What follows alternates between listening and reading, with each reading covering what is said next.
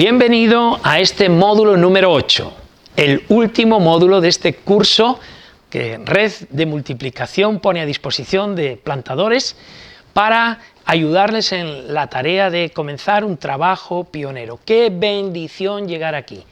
Saber que te estás formando para ser eficaz en esa tarea pues, que Dios ha puesto en tu corazón y que has asumido en obediencia y también con mucha alegría. El comenzar un trabajo pionero, una nueva célula, un nuevo grupo casero, un trabajo en un pueblo cercano, tal vez en un barrio donde todavía no había obra. Gloria a Dios por todo ello. Al finalizar este módulo tendrás que cubrir lo que se llama acta de nacimiento de la nueva iglesia o de la iglesia semilla. Y es parecido al informe ABC, de hecho contiene todos los pasos del informe ABC de cualquier mes, pero a mayores, alguna información acerca del nuevo grupo pues que se está estableciendo y del que estás al frente en el trabajo que tu iglesia y tu pastor pues te ha encomendado. Ese acta de nacimiento recoge algunos datos del grupo al que estás ministrando y también hay un espacio para que coloques un testimonio de lo que significa en la comunidad donde estás el trabajo que realizáis. Por ejemplo, un testimonio de conversión o alguna actividad que habéis hecho o algún culto realizado al que pudo venir familias del entorno de la comunidad. Bueno, algo de impacto y para lo cual el trabajo que el nuevo grupo está realizando ha sido un instrumento en las manos del Señor. Me enviáis a la base de datos ese informe del acta de la iglesia que están haciendo, iglesia semilla, como le solemos llamar, y con esto concluirá el curso a la espera ya entonces de un culto de graduación donde recibiréis vuestro diploma que os acredita como que habéis pasado por este curso con aprovechamiento. Comenzamos el módulo 8, por tanto, que lleva por título Afirmando la nueva obra. Afirmando la nueva obra. ¿Qué es lo que vamos a ver en este módulo? Bueno, evaluar el estado de salud espiritual del plantador, el estado de salud espiritual del propio plantador. Saber también cómo confrontar y resolver conflictos, pues es algo natural y que siempre va a aparecer allí donde hay roce, donde hay relación, donde hay relaciones, aparece muchas veces el conflicto. Y vamos a ver también una manera sana y una manera bíblica de afrontar y resolver estos conflictos. También cómo perseverar en la obra. No es solo comenzar, es continuar, perseverar, confiando en el Señor, venciendo dificultades, conquistando para el Señor. Y finalmente también la necesidad de buscar la guía del Espíritu Santo, el refresco del Espíritu, que Él pueda guiarnos, que Él pueda fortalecernos, que Él pueda estar al frente. Nosotros somos instrumentos en las manos de Dios. Y vamos a pasar a la primera sesión que tiene que ver con evaluar la salud espiritual. Por cierto, en nuestra página web, reddemultiplicación.eu, EU de Europa, reddemultiplicación.eu, en nuestra página, además de muchas informaciones acerca de nuestros propios cursos, tienes también un botón que se llama Tómele el pulso a su iglesia. Lo puedes realizar tú, lo pueden realizar otros miembros de tu congregación y va a servir para identificar fortalezas, pero también debilidades y después, en base a esos resultados, con el equipo de liderazgo de la iglesia, poder establecer estrategias para mejorar, para seguir creciendo. Ya a lo largo de este curso, en los módulos 4 y en el módulo 6, hemos visto 5 elementos vitales y 5 funciones vitales. Y si recordáis, hemos ido a una herramienta de Tómele el pulso a su iglesia que está en línea, online, y ahí mismo poder contestar a las preguntas que se hicieron, que dieron unos resultados que ya nos orientan acerca del estado de salud espiritual de nuestra congregación o de nuestra iglesia. Ahora, al finalizar el curso, te recomiendo que puedas entrar en la página y testar justamente ese estado de salud. Evaluando la salud espiritual. Comencemos entonces nuestra primera sesión y el objetivo aquí pues será que el sembrador se dé cuenta de qué áreas son más fuertes en su vida para todavía potenciarlas y sacar mayor partido, pero también qué áreas de debilidad pueden estar en nuestro carácter, en nuestra forma de actuar. ¿Para qué? Para primero darnos cuenta de ellas, porque una persona enferma no puede mejorar a menos que conozca dónde está su enfermedad. No hablamos aquí de una enfermedad, pero sí de una debilidad. Primero es conocerlo, pero después tomar acción, trazar un plan para transformar un área débil justamente en un área fuerte. Así que, como haría un doctor, vamos a diagnosticar. Para ello tomaremos el ejemplo de Apocalipsis capítulo 2, concretamente la carta que el Señor le escribe a la iglesia en Éfeso. Es súper interesante esta primera parte del libro de Apocalipsis, todo él lo es.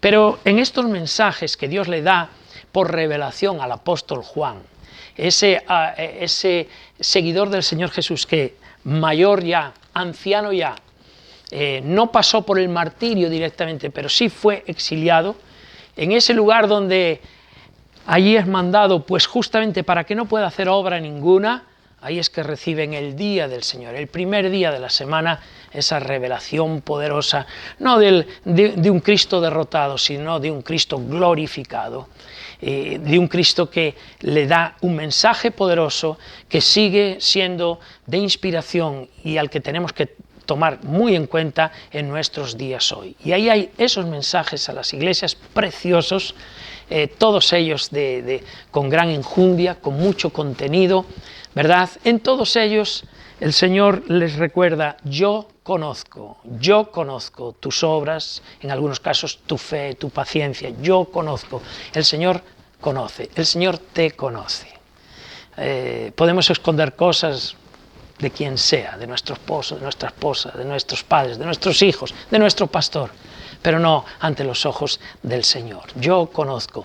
Y el Señor entonces va perfilando las características que esa iglesia tiene en gran medida, buenas características, cómo han luchado, pero también, por otro lado, cuáles son algunas de sus debilidades. Y vamos, como digo, a tomar el ejemplo de la iglesia en Éfeso y después vamos a hacer una evaluación. Dice así el texto en la palabra: escribe al ángel de la iglesia en Éfeso, el que tiene las 7 estrellas en su diestra, el que anda en medio de los 7 candeleros de oro, dice esto: yo conozco tus obras, y tu arduo trabajo y paciencia, y que no puedes soportar a los malos, y has probado a los que dicen ser apóstoles, pero no lo son, y los has encontrado mentirosos, y has sufrido, y has tenido paciencia, y has trabajado arduamente por amor de mi nombre, y no has desmayado.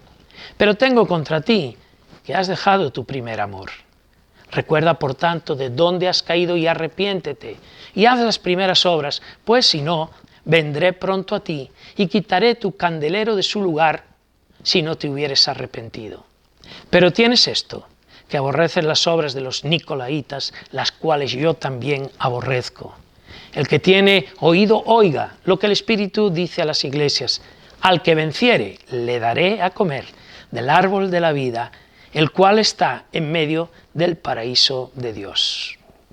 Precioso texto dirigido a esa buena iglesia, de la cual tenemos una carta, la carta a los Efesios, esa iglesia buena a la que Pablo ya decía: pero oro por algo. Era buena, daba buen testimonio, eran valientes, pero detectaba algo.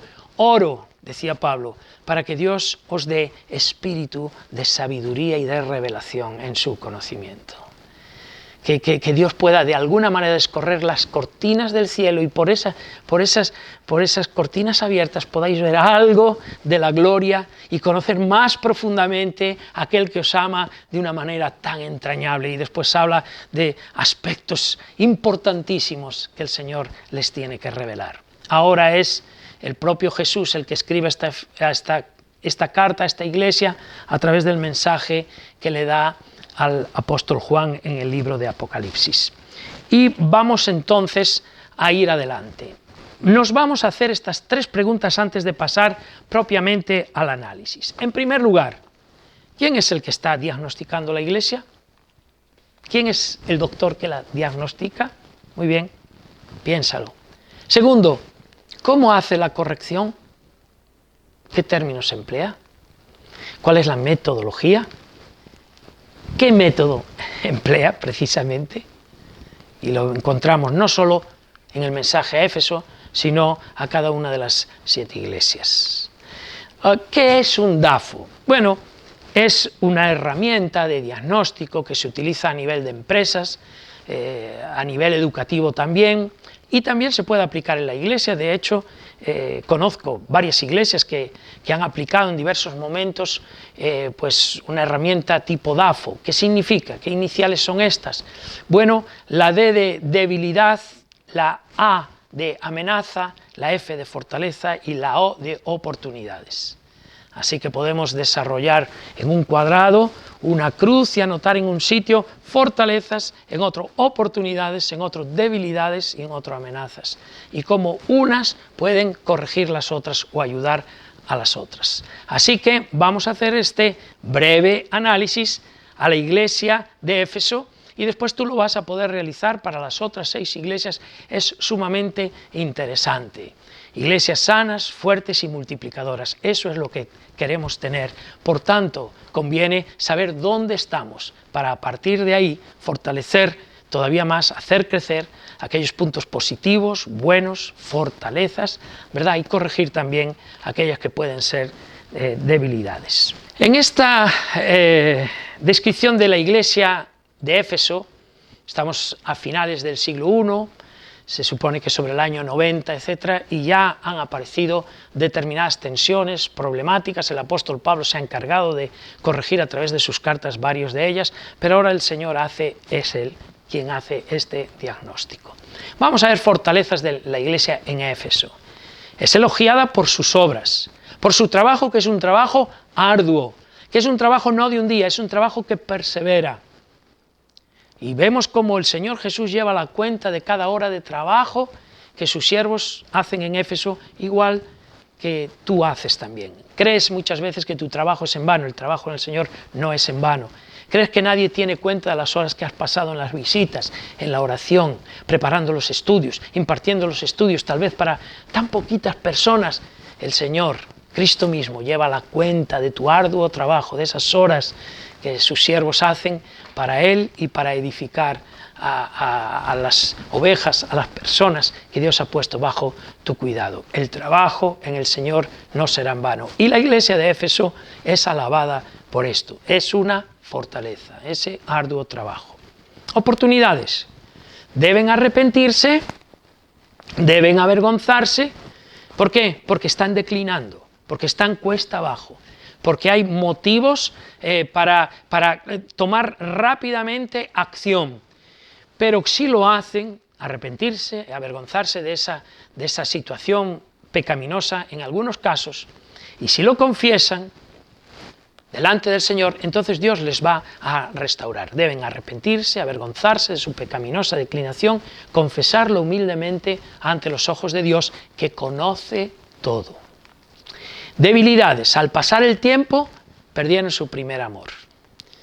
Ese amor que tenían tan fuerte por el Señor y que ocupaba el lugar de preeminencia, el primero, pues se ha enfriado, lo han perdido, se distanciaron de la verdad y empezaron a coquetear con las cosas del mundo. Aquellas que habían quedado atrás, otra vez volvieron a hacer acto de presencia en sus vidas, descuidaron, bajaron su guardia, y al pasar el tiempo ese primer amor que les llevaba a cualquier tipo de sacrificio, a cualquier tipo de renuncia por amor al Señor, esto se ha perdido. La amenaza. Si la presencia del Espíritu Santo es descuidada, esto es lo que nos puede pasar, y por tanto el Señor no se agrada, trae el desagrado del Señor. Esto es un poco el cuadro DAFO para la iglesia de Éfeso, y el Señor no tira la toalla con ellos, ¿verdad? Está esperando que haya una reacción en ellos para que vuelvan a recuperar ese primer amor. Si no, bueno, el candelero va a ser sacado de ahí. No vamos a pararnos en cada una de ellas, pero la iglesia de Esmirna tiene sus propias fortalezas, oportunidades, debilidades y amenazas. Es un trabajo que queda para vosotros el que podáis evaluar cada una de las 7 iglesias. Cada una de ellas o todas ellas. Me gusta particularmente en el caso de Laodicea, porque resulta que no había herejías, no había grandes desviaciones ahí, no había infiltrados que estuvieran llevando a la iglesia por otro camino, pero era una iglesia que en su comodidad se sentía rica, abundante en tantas cosas, y tenía que arrepentirse, volver a buscar a Dios de verdad, y en aquella zona que era famosa por sus colirios, ponerse colirio espiritual, para ver realmente cuál era su situación. Y su situación era muy desagradable. Cerca de la Odisea había poblaciones que tenían aguas termales, calientes. La gente iba allí para sanarse. En otra población cercana también había aguas bien frías, también con propiedades salutíferas. La gente iba allí para sanarse, tanto a las aguas calientes como a las frías. Pero ¿qué ocurría en la Odisea? Las aguas eran tibias, no valían para nada, no sanaban a nadie, prácticamente no se podían beber directamente, justamente porque repelía el tomar ese agua. Era una iglesia tibia espiritualmente, y el Señor, en esa amenaza, ¿verdad?, les dice, están prestas para ser vomitadas de la iglesia de Cristo si no se volvían, si no se arrepentían, si no eran constantes en Él. Una iglesia que se creía rica en todo era desventurada, miserable, pobre, ciega, aun teniendo colirios, ciega y desnuda espiritualmente. Qué triste, ¿verdad? Pero aún con esta iglesia el Señor no tira la toalla, está esperando que corrijan su situación y que puedan ser una iglesia que da testimonio. Fíjate, se puede ser correctos en la doctrina, una iglesia que tiene muchos recursos y sin embargo por dentro estar desnudos, ser pobres y estar ciegos. Muy bien, analicemos entonces el caso de estas iglesias. Como decíamos en la herramienta Tome el pulso a su iglesia, nos ayuda también a saber el estado espiritual de nuestra propia congregación, y tu iglesia semilla que está comenzando, todavía está comenzando, pero tienes ahí una herramienta para testarla paulatinamente, sucesivamente en el tiempo, y también poder corregir pues lo que se vaya evidenciando que tal vez se esté descuidando. Y a nivel personal, bien, ¿deseas crecer como creyente? Para ello hay que también evaluar nuestra propia salud espiritual.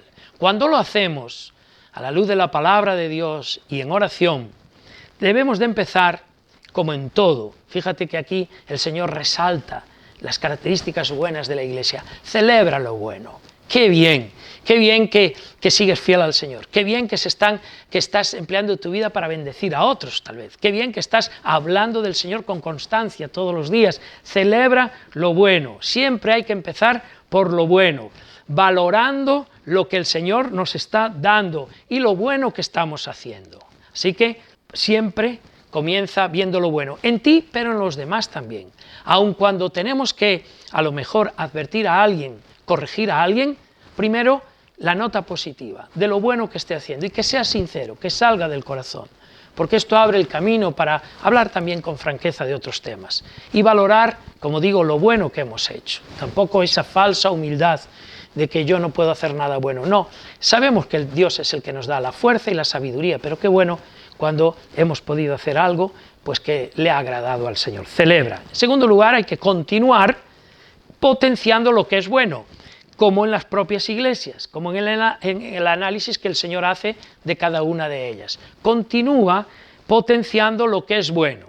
Hay 3 procesos en ese continuar potenciando lo que es bueno. El primero, debemos de perseverar para conquistar. Lo primero es la conquista. Queremos conquistar. Por ejemplo, queremos conquistar un buen hábito, o queremos sacar un mal hábito de nuestra vida a costa de introducir un buen hábito. Bien, pues debemos de perseverar hasta conquistar.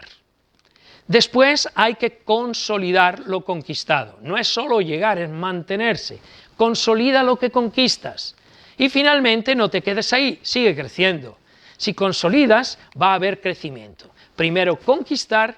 Segundo, consolidar lo conquistado. establecerlo, afianzarlo, que sea algo que perseveras en ello, para a partir de ahí no estancarse, no conformarse, sino seguir creciendo, seguir creciendo. Se dice que Edmund Hillary, antes de conquistar el Everest, hizo una tentativa y falló, no lo logró, por bien poco no lo logró. Después daba una conferencia, una charla, antes de su última expedición, en la cual sí pudieron coronar la cumbre del Everest, y delante de una foto del Everest apuntó su dedo y dijo: esta vez tú ganaste, pero yo te voy a derrotar, porque tú vas a seguir teniendo los mismos metros que tienes ahora, pero yo sigo creciendo. Y poco después él y su Sherpa conquistaron, y a partir de ahí tantos otros que subieron.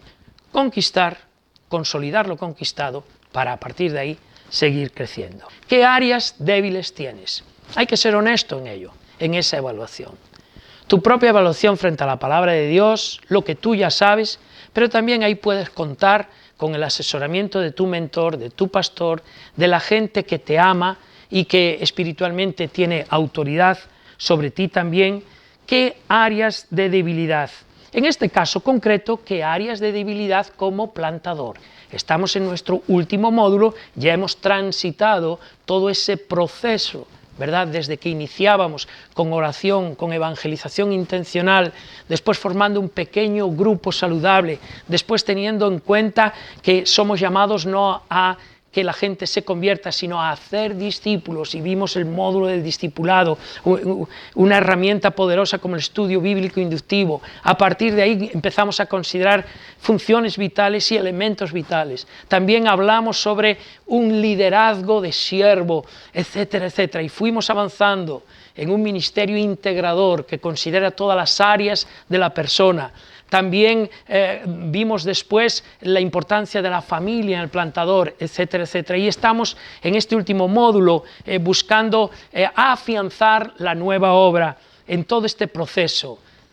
Tanto tus mentores como tú mismo te has dado cuenta tal vez cuáles pueden ser áreas de debilidad como plantador. ¿Qué síntomas estamos reconociendo? ¿Cuáles son los síntomas de que esa puede ser un área de debilidad?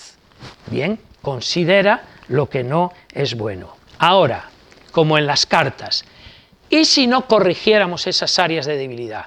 Pues puede haber unas consecuencias. Así que el cuarto punto en este análisis es las consecuencias. Cuidado, puedes llegar a imaginarte si ese mal hábito continúa en tu vida y no tomas acción. ¿Cuáles pueden ser las consecuencias de seguir teniéndolo en tu vida? ¿De qué manera te vas a resentir en ello?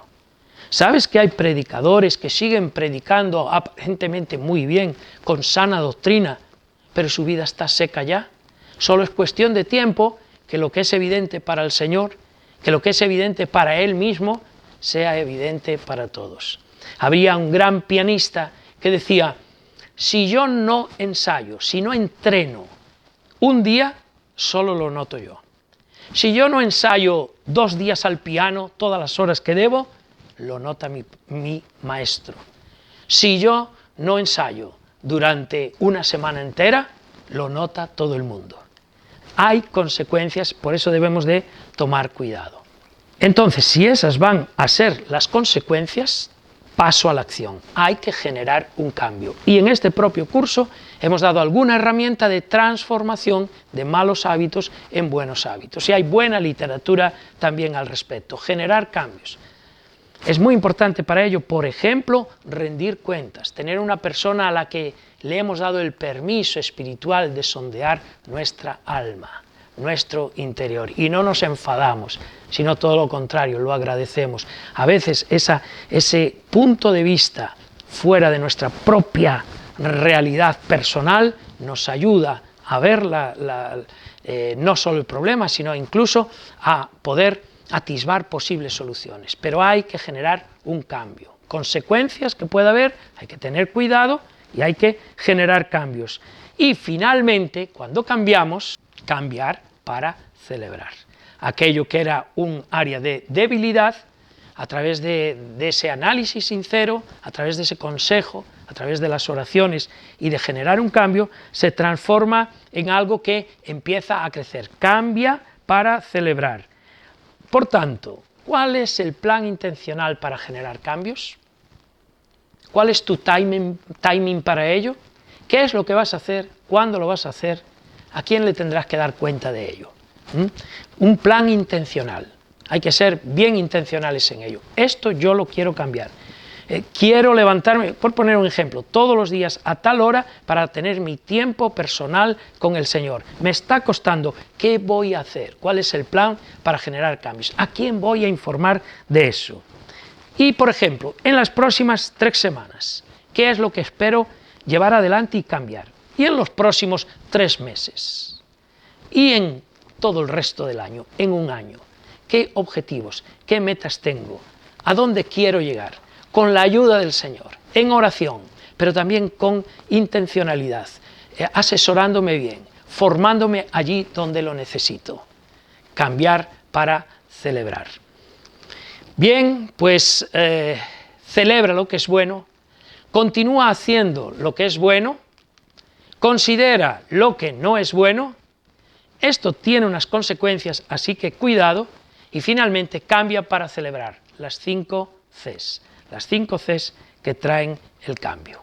Bien, pues en nuestra clase de Zoom, como siempre hacemos, vamos a ahondar, a profundizar más en este autoanálisis y también, como veremos en nuestra segunda sesión, vamos a analizar varios casos en la escritura y un abordaje terapéutico acerca de cómo resolver conflictos, pero esto será en nuestra segunda sesión.